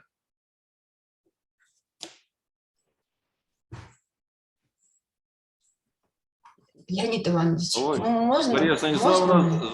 здравствуйте, Мария Станиславовна. Добрый день, коллеги. Мария Станиславовна Милованова, Государственный институт русского языка имени Пушкина. Простите, тут технические помехи, но я быстро. И дело в том, что Милана Исааковна только что замечательно сказала, что вот эта книга, посвященная Поливанову, она не только историческая, это историко-филологический аспект, и я бы сказала, это многоаспектное исследование, соответствующее разным интересам вот этой многогранной личности, которой посвящена работа. И то, что я и все успели увидеть в режиме вот этого просматривания, пролистывания, так перед нами плотный текст, плотный научный текст, расширяющий кругозор. И, знаете, кругозор лингвиста, потому что дело в том, что самого Поливанова интересовали не только языковые вопросы, шире языка, науки, и еще шире, как с большим интересом я выслушала замечательный доклад Леонида Ивановича. Вот как раз этот аспект жизни, самые разные стороны этой жизни интересовали Поливанова. Может быть, вот эта точка зрения, она сейчас очень актуальна, когда мы говорим о связях, например, российско-киргизских. И, конечно же, я присоединяюсь к словам рецензента, профессора Шаповалова. Мне очень понравились его слова, что и я также смотрю с благодарным удивлением на эту 4-ю книгу. Первые 3 я прочитала с большим интересом, знаете, с большой радостью. И вот за эту 4-ю книгу я хлопочу уже не для себя, а для нашего института, Института русского языка имени Пушкина, которому, мне кажется, просто необходимо иметь вашу замечательную книгу. Спасибо, Леонид Иванович, спасибо, Ольга Ивановна, и спасибо за приглашение на эту интереснейшую презентацию, на которую пришли, кстати, и наши аспиранты, и наши студенты, если вы их видите. Я думаю, они пришли не просто так, а из большого интереса и к личности Поливанова, и к тем работам, которые создает Киргизско-Российский славянский университет. Спасибо огромное, коллеги. Спасибо, Мария Станиславовна. Леонид Иванович, вы позволите буквально 2 слова, 2-3. Да, Вячеслав Иванович, пожалуйста. Я очень благодарен моим коллегам, очаровательным 2, которые упомянули мои некоторые мысли. Спасибо. Дело вот в чем. Недавно ко мне прилетал мой молодой друг, внук Тыныстанова, Касым Тыныстановича, Тендик Эркинович Тыныстанов, прилетал из Лондона. Вот. Мы издаем сейчас книгу Тыныстанова, и в этом смысле все-таки Тыныстанов действительно, вот упомянула Милана Исааковна, пригласил сюда Поливанова, и огромное значение имел этот факт. Вот. И расстрелян был с ним примерно в одно время, чуть раньше. И у них были тесные дружеские отношения. Я даже об этом писал в одной своей поэме. Вот. Давайте, если будем что-то развивать, вот эти прекрасные рекомендации вашей деятельности по этой книге, я думаю, что это не кончится, это масштабная работа ваша. Вот, подключим сюда тамистановские силы из Лондона. Я это обещаю. Все. Спасибо, Вячеслав Иванович. За границей нам поможет. Да. Леонид Иванович, пару слов добавлю. Да, пожалуйста, Мамед Джакипович Тагаев, пожалуйста. Я просмотрел и кое-что прочитал в этой книге, даже не то, что кое-что, я достаточно времени обратил внимание на чтение этой книги. Во-первых, поражает слог, та легкость, стилистика этой книги, она очень легко читается. Она просто не то, что легко читается, она увлекает, там интересные еще факты. Слог наших авторов, но он достоин уважения. Я думаю, что каждый из них об этом может, конечно, сказать. Но с другой стороны, я хотел бы сказать о лингвистической части, ведь Поливанов действительно сделал очень много. Прежде всего, он прославился как языковед. Здесь многие подчеркнули, что он был гениален. Действительно такой человек, который мог бы, когда однажды ему в редакции пришли, он сказали: Евгений Дмитриевич, вы же обещали статью написать. Это в один из лингвистических журналов. Да, говорит, я обещал, хорошо. И тут же в редакции он написал за 2 часа великолепную статью, которая стала шедевром лингвистической мысли. Вот это я хочу отметить. И потом, что касается обучения русскому языку. У Поливанова есть замечательная основополагающая мысль.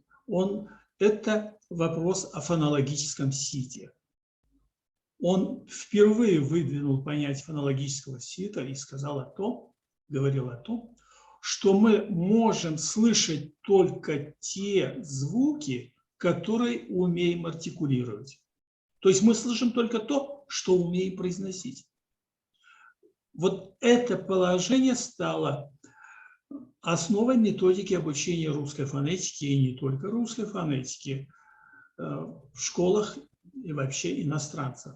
Я полагаю, что вот это маленькое, но основополагающее замечание стало принципиальным в обучении фонетики.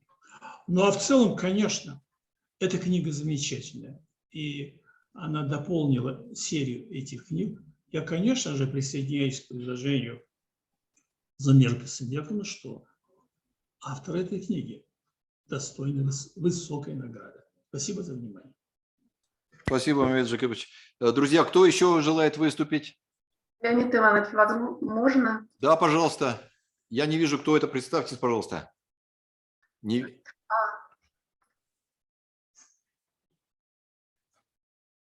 Кто это у нас? Пожалуйста, мы ждем вас.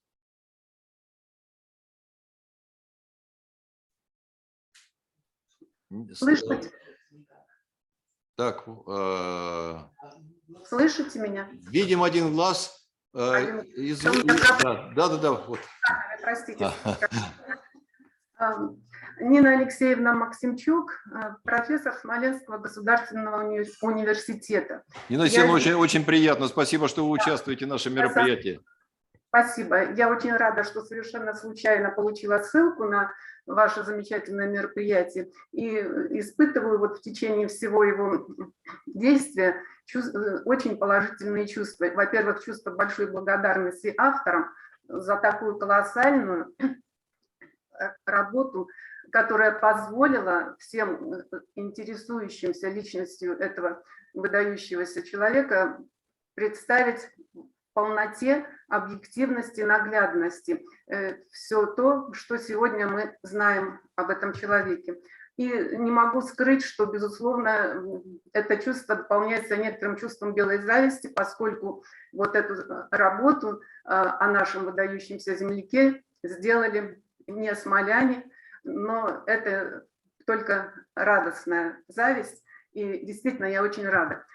Что касается некоторых моментов, я хотела сказать. Ну, во-первых, мы видим еще раз, что насколько многогранна, многосторонняя личность этого гениального, без преувеличения, человека. И я хотела обратить внимание на тот момент, который уже подчеркивали коллеги, но тоже со своей стороны, вот со стороны, ну, повторяю это слово, земляков этого выдающегося ученого. Мы говорим о том, что личность Поливанова неоднозначная, сложная, в чем-то, может быть, противоречивая. В целом, как личность ученого, как личность филолога, это тот образец, на котором мы пытаемся, стараемся в меру возможности формировать филологов нашего университета. То есть отношение к науке, честность в науке, честность с коллегами, уважение безоговорочное к науке и глубина, энциклопедичность знаний, которые позволяли Поливанову делать все те выдающиеся открытия, о которых мы говорим.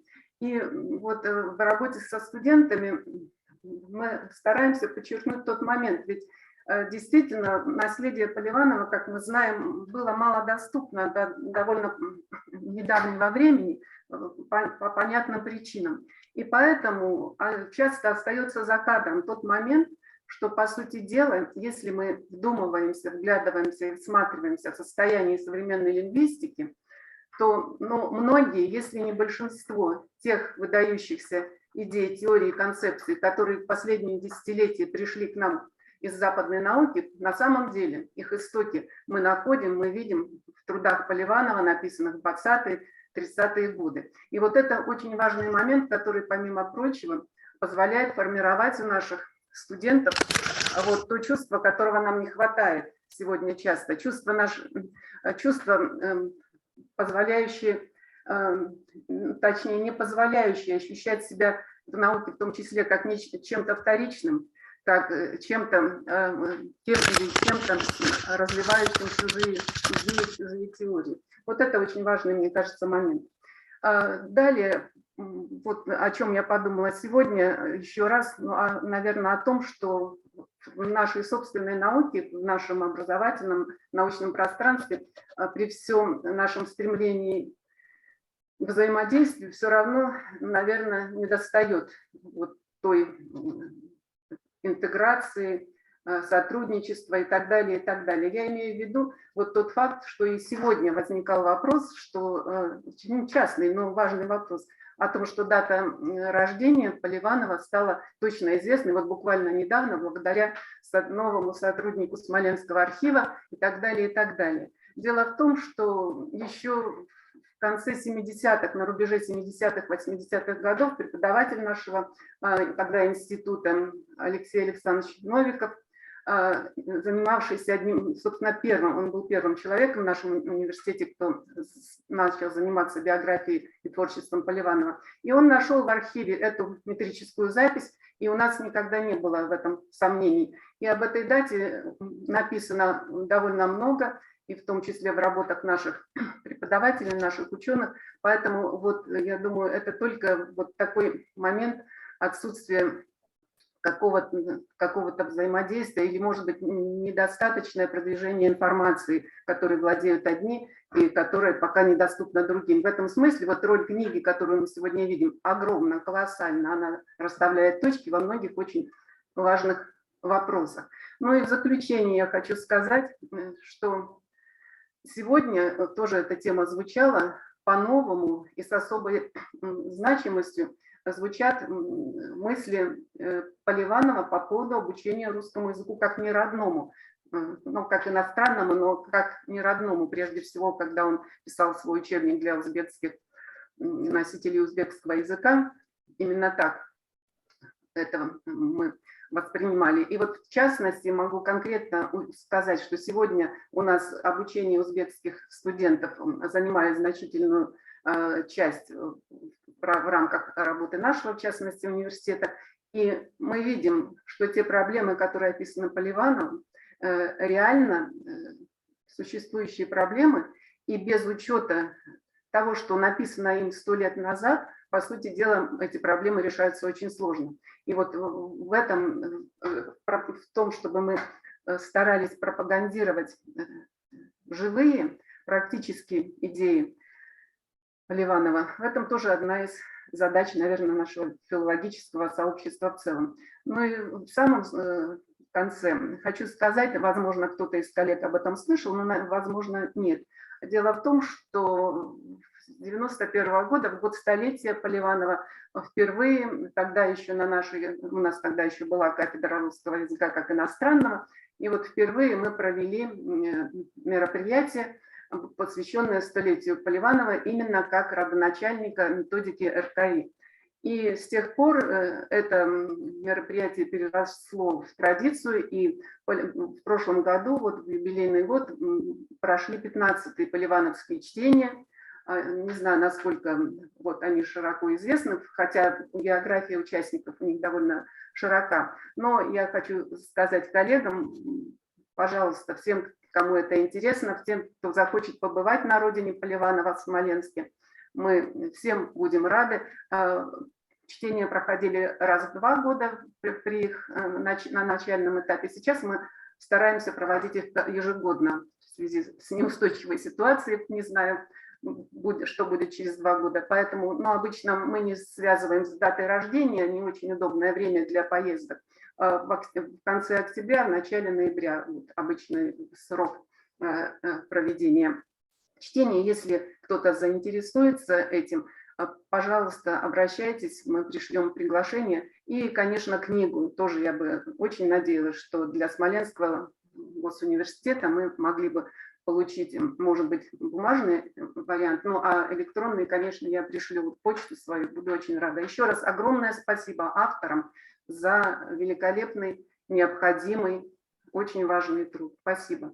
Спасибо, Наталья Алексеевна. Я, знаете, хотел сказать, вот работая над книгами, каждый раз с каждой книгой появляется огромное количество новые друзья. Если вы обратили внимание, я так на экране разговариваю, сразу называю вот Элина Викторовна, добрый день, Ставрополе. То есть со всеми людьми завязались хорошие и добрые отношения. Вот, например, со Смоленским университетом и со Смоленском вообще у нас появилась связь, значит, хорошие и добрые отношения после того, как мы вот готовили эту книгу, посвященную Николаю Михайловичу Пржевальскому. Мы вышли на директора музея Пржевальского в селе Пржевальском, Ирину Анатольевну Майорову. Если она в эфире, я ей передаю слова благодарности и признательности за то, что вот она связала нас со Смоленским университетом. И тут он начинает замыкаться целый круг, как, в общем-то, в наших книгах. Вот Алевтина Владимировна Шевченко, например, Российская академия народного хозяйства, государственная служба, потомок Николая Михайловича Пржевальского, родственница Николая Михайловича Пржевальского, представляете? И вот каждый раз уже можно, после наших встреч, можно начинать писать новую книгу. Вот такая вот примечательная история. Смоленскому университету слова благодарности, вообще Смоленской земле слова благодарности за то, что там появился такой замечательный выдающийся ученый, как Поливанов Евгений Дмитриевич. Ну и за доброе отношение с нашим университетом. Друзья, мы готовы предоставить трибуну еще всем, кто желает выступить. Пожалуйста. Леонид Иванович, можно? Да, пожалуйста, Леонид Иванович, пожалуйста. Спасибо большое. Уважаемый Леонид Иванович, уважаемая Ольга Леонидовна, уважаемые коллеги, позвольте передать горячий привет от Северо-Кавказского федерального университета, от Ставрополья, только что прозвучало. И я хочу сказать, что сегодня здесь на нашей встрече присутствуют и студенты, и преподаватели, потому что как только мы увидели, что будет такая замечательная презентация, мы сразу поняли, что это, безусловно, будет интересно и историкам, и лингвистам, и студентам, которые у нас занимаются международными отношениями, и филологам. Вячеслав Иванович, можно отключить связь? Вячеслав Иванович, можно отключить связь. Ваша фамилия Шаповалов. Я онлайн присутствую, поэтому оторваться не могу. Позвонить. Это улица Фрунзе пересекает... Елена Викторовна, сейчас одну минуточку. Конечно. Вот Фрунзе 499. Квартира 7. Там, ну это вот грузинская сами, бишкекская. Да, это Учкудук называется. 3 дома цыковских стоят напротив парка Панфилова. Вячеслав Иванович, спасибо. Там вот, Вячеслав Иванович, спасибо. Учкудук, 3 колодца. Владименко, вы видите его. И 1 подъезд, он одноподъездный. Подойдете, 7К нажмете, Это он откроет, подниметесь на лифте на 4-й этаж. Пожалуйста. Спасибо, Вячеслав Иванович. Иванова. Да-да, мы теперь знаем, где находится Учкудук. Спасибо. Елена Викторовна, пожалуйста. Спасибо огромное. Леонид Иванович, Да-да. уважаемые коллеги, хотелось бы отметить, что в бытность еще в аспирантуре, когда мы занимались своими научными исследованиями, был опыт работы с архивными материалами, был опыт их внедрения в научный и учебный оборот. Я, наверное, изнутри все-таки знаю, насколько это кропотливая и сложная работа, и тем радостнее сегодня ощущение от того, что у вас ваша работа состоялась. Я передаю нашу радость и наше восхищение вашим трудом. Как оказалось, эта книга уже 4-я в серии. И как только наши студенты вот, специальности история и зарубежная история подключились к вашему вещанию, они сказали, мы очень хотели бы получить эту книгу хотя бы вот в PDF-варианте, потому что наши студенты специально занимаются изучением архивного дела и историографии, и биографики. В Северо-Кавказском федеральном университете недавно создана лаборатория биографических исследований. Меня слышно, коллеги? Да, слышно, слышно. И в этой лаборатории, как раз-таки лаборатория еще молодая, не окрепшая, но они очень верят в то, что, конечно же, это серьезное, важное дело, потому что составление, написание биографий великих людей, выдающихся людей – это то, что формирует наш единый общеевропейский контекст, это то, что позволяет каждое приходящее к нам первокурсное молодое поколение внести в этот контекст и транслировать им напрямую те общечеловеческие гуманитарные ценности, ради которых, наверное, мы по большому счету и существуем. Поэтому, конечно, когда создается такой труд, на презентации которого мы сегодня присутствуем, мы понимаем, что мы, наверное, учимся на примерах. И сегодня я увидела и пример биографии, пример собственной жизни, в которой, несмотря на трудности, несмотря на невероятные какие-то сложности, тем не менее остается вера в правильность своего дела, остается преданность науке, остаются силы для того, чтобы делать какие-то невероятные открытия.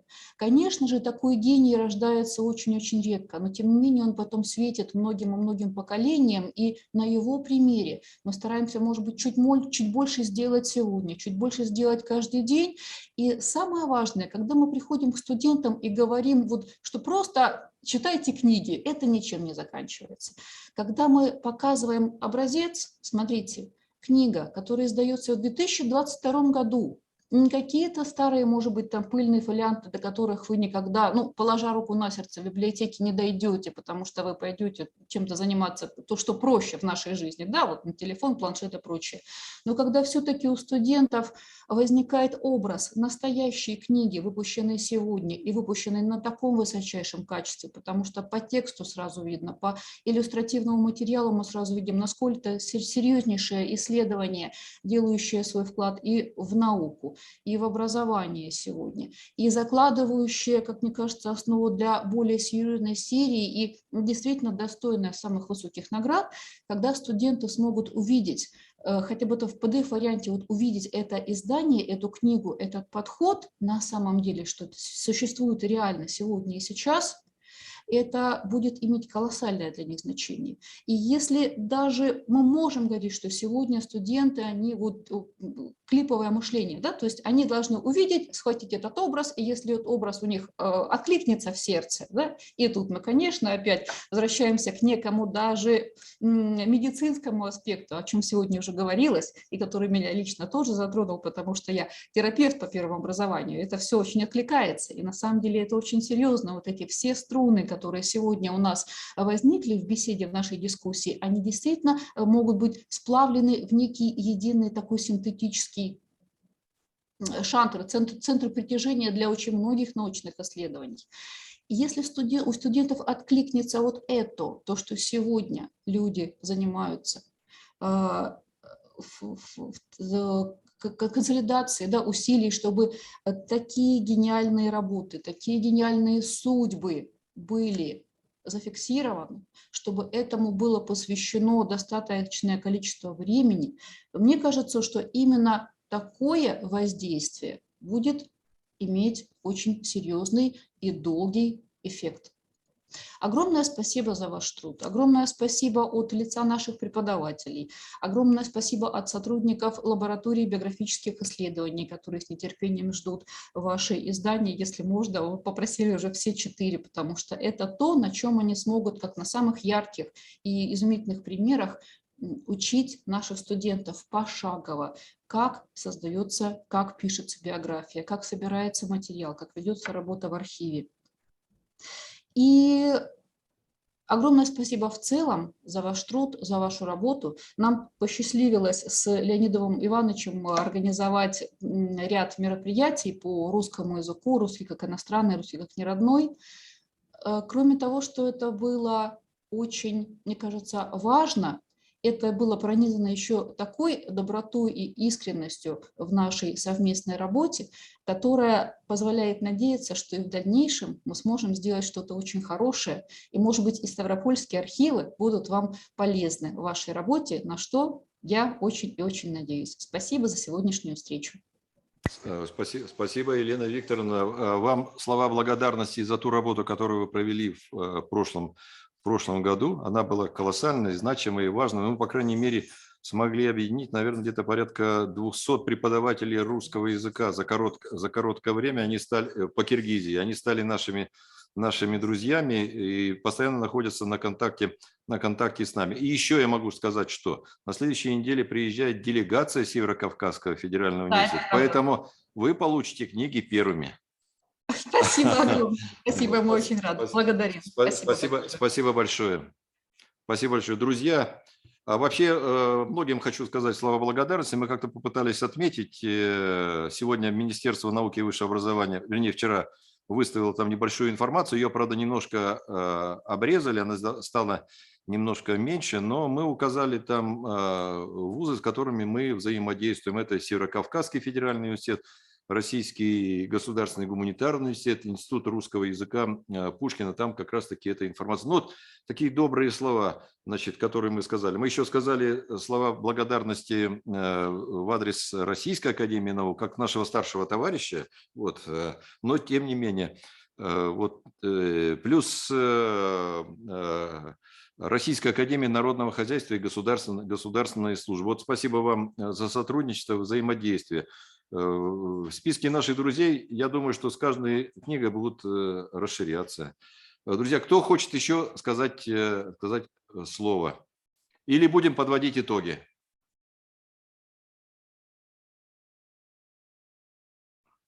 Станислав Александрович, что вы скажете? Подводить итоги будем?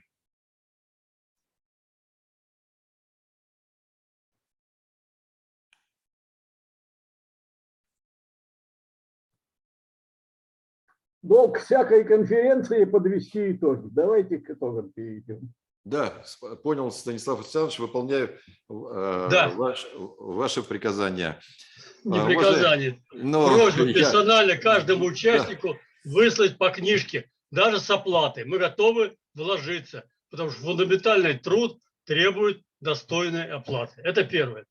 Второе, я надеюсь, что у вас будет серьезный доклад с акцентом на лингвистический, философский аспект деятельности Евгения Дмитриевича, который нам очень пригодится для осмысления сегодняшнего состояния образования, для чего мы сегодня образовываем молодежь, для творчества или для потребительства. Вот главный вопрос нашей конференции с точки зрения цивилизационной сущности образования. Поэтому я хотел бы на этом закончить свое последнее приветствие и пожелать вам здоровья в это наше непростое время. Спасибо. Спасибо, Станислав Александрович. Дорогие друзья, ну, наверное, мы подведем итоги. Как я вам говорил, значит, во-первых, версия сегодняшнего нашего разговора будет вывешена на сайте нашего университета в районе в рамках телевизионного центра КРСУ. Вы каждый сможете посмотреть еще раз, послушать и так далее. Самое главное, что у нас сегодня состоялся важный разговор о человеке, который много чего сделал не только в языке, но и в жизни вообще государства российского, государства киргизского, государства узбекского. И за это честь ему и хвала, и добрая память. Ну вот наша книга, я думаю, будет, может быть, небольшим таким памятником. У нее, наверное, в этой книге будут какие-то изъяны, что-то, наверное, будет, но мы делали ее от души, из уважения к этому человеку. Я думаю, она будет полезна для понимания этого человека. И я думаю, что она будет полезна ученым, потому что, честно скажу, мы в некоторых книгах нашли неточные ссылки на архивы и так далее. И поэтому мы вот приняли решение все опять пересмотреть, то, что вот Ольга Леонидовна говорила по поводу концепции нашей книги,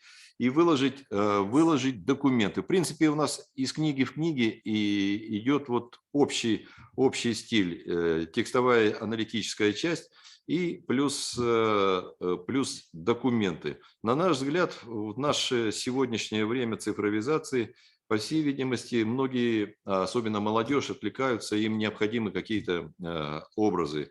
И я думаю, что вот таким образом мы сможем привлечь внимание студенческой молодежи, ищущей, творческой студенческой молодежи в первую очередь. Они уже будут рассказывать другим своим сверстникам.